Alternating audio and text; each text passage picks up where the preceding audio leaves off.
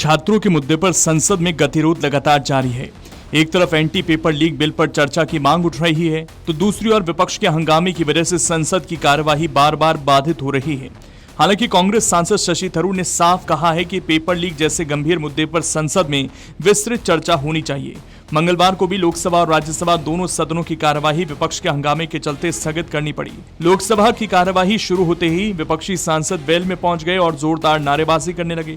हंगामे के बीच स्पीकर ओम बिरला ने विपक्ष से सदन चलने देने की अपील की। उन्होंने कहा कि चाहे मुद्दा कितना भी बड़ा क्यों न हो, प्रश्नकाल बाधित नहीं होना चाहिए। स्पीकर ने कहा कि पेपर लीक समेत सभी मुद्दों पर सदन में चर्चा होनी चाहिए और चर्चा की अवधि पक्ष और विपक्ष आपसी सहमति से तय कर सकते हैं।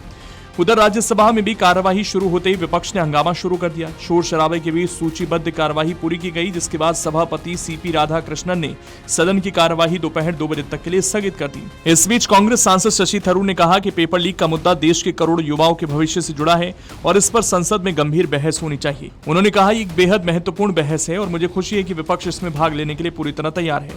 हमें संसद को फिर से पटरी पर लाना होगा, क्योंकि भारत के युवाओं और बच्चों की आवाज संसद में सुनी जानी चाहिए। हमारी पार्टी पेपर लीक के हर पहलू को उठाएगी और सरकार जो विधेयक लाई है उस पर भी विस्तार से चर्चा करेगी। ये देखना जरूरी है क्या ये कानून पर्याप्त है, इसमें क्या प्रावधान है और परीक्षा व्यवस्था की बड़ी खामियों को कैसे दूर किया जा सकता है। इन सभी मुद्दों पर चर्चा होनी चाहिए। It's a very important debate, and I think now the opposition seems very likely to participate in this debate, which I'm very encouraged by, because I think we need to get Parliament back on track. The voices of the young children of India must be heard in Parliament, and many of us feel a responsibility to raise some of these issues. I have been doing so in the public media, in my writings, in my articles, but now Parliament, our party, will certainly want to raise every aspect of the paper leak issue and the solution that the Prime Minister has brought forward in a bill. Whether that bill goes far enough, what does it do, and how are we going to address the larger systemic rot? All of these are issues that must be discussed. वहीं केंद्रीय शिक्षा मंत्री धर्मेंद्र प्रधान को लेकर भी शशि थरूर ने भाजपा पर निशाना साधा।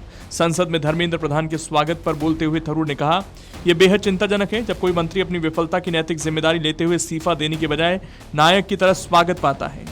तो ये दिखाता है कि ऐसा करने वाले लोग देश के युवाओं और आम नागरिकों की भावनाओं से पूरी तरह कट चुके हैं। I think it's a very disturbing development, because obviously, when a minister resigns taking moral responsibility for a failure, you don't greet him as a hero. I mean, that suggests to me that those who did so are out of touch with the feelings of the vast majority of middle-class India, of young people, of people who want a system that works. These are all people who did the right thing, who studied, who prepared for exams, and who are betrayed by the system. You don't applaud that. If you're applauding it and celebrating it, then you're out of touch with the people. You will not get their support. Thank you. दरअसल विपक्ष का कहना है कि सरकार 20 जुलाई के विरोध प्रदर्शन के दौरान कथित लाठीचार्ज और पैलेट गन के इस्तेमाल के आरोपों पर जवाब दे और जिम्मेदारी तय करे। विपक्ष इन घटनाओं पर सरकार से जवाबदेही की मांग कर रहा है, जबकि सरकार चाहती है कि सदन की कार्यवाही सामान्य रूप से चले और विधायी कामकाज आगे बढ़े।